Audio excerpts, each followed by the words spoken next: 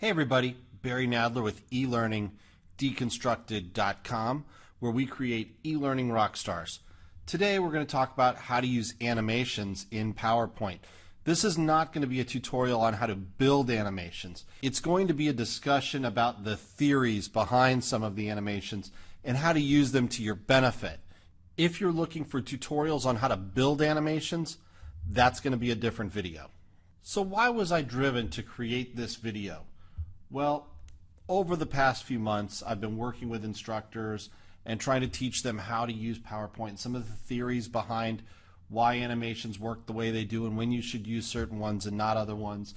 And it just seems that there's a lot of illogical decisions that get made. So I'm going to show you an example of something similar to something that I received from one of my instructors very recently. So I'm going to go ahead and play this slideshow for you. So here we go.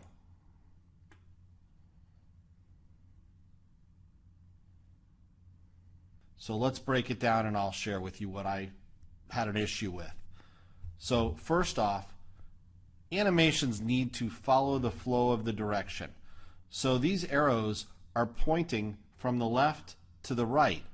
Therefore, the animations should flow from the left to the right. The animations that I showed you came in from the right to the left. They don't even flow the direction that we normally read, but the diagram is going across the screen the other way. I went ahead and made a simple modification to this animation, and now I'm going to show you the slideshow again, but with the modification. Here we go.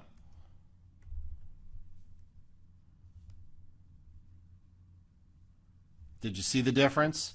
The arrows came from the direction they were pointing. That was the only change I made. Now, this arrow, this half arrow that spins you around, I'm not really a fan of that either, and I'm certainly not a fan of it coming up from the bottom. So I'm going to make one more change with this animation here. I think what we're going to do is we're going to wipe that in, but we're going to wipe it from the top because that's what happens. It kind of wraps from the top to step 4. So we also need to say that that's going to come after the previous, and we're going to change the timing so that it matches the other. Actually, they're that. So let's take a look at this. There we go. So let's take a look at another one. Any thoughts on what's wrong here?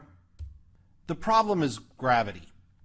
Gravity makes things go from the top to the bottom, and it goes against a sense of physics when things come up from the bottom that wouldn't normally come up. They're not floating and we're not underwater.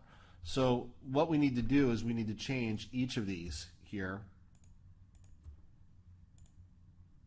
to come in from the top. And look at how much better that looks. So that really brings us to an interesting question.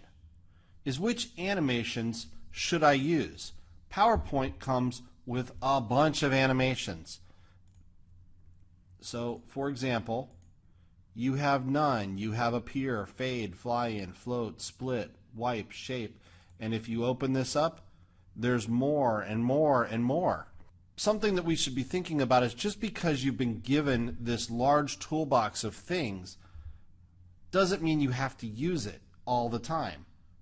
Think for a moment about your favorite movie.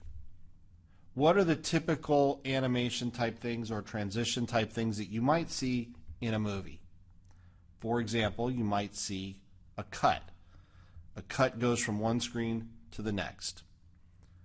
A transition that you might see might be a crossfade, so you'd go from one shot to another with a little bit of overlap between them. Look at animations that you see on the news. What do you tend to see? You see the lower thirds kind of wipe in from the left or fly in from the left. You see text fade up and fade back. You might see the float in. I've used that a couple of times. You also might see the wipe.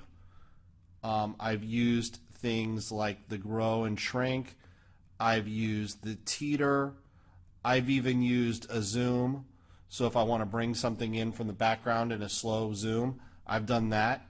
But typically, I steer away from all the extra stuff because it just becomes distracting. Remember, when your eyes see something and it doesn't make sense logically, it jars your brain. And when it jars your brain, you end up having to stop and think about that, when what you're trying to do is you're trying to get them to learn something. So you're not making your images look better by adding animations to them. So let's come back to our 3 boxes and talk about what we could do here. So what I did was I changed these to be on click so I could have more control over them. Normally you would probably time them to your audio. I also changed the animation from a fly-in to a fade. So let's take a look at this in its normal environment. So we have some content. We've divided it up into 3 sections.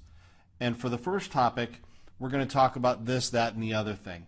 And when we're done, we're going to move on to the next topic. And in that topic, we're going to talk about the next couple of things. And then lastly, we're going to cover topic number 3, which is going to cover this item and that item. As you can see, that was much smoother and less distracting.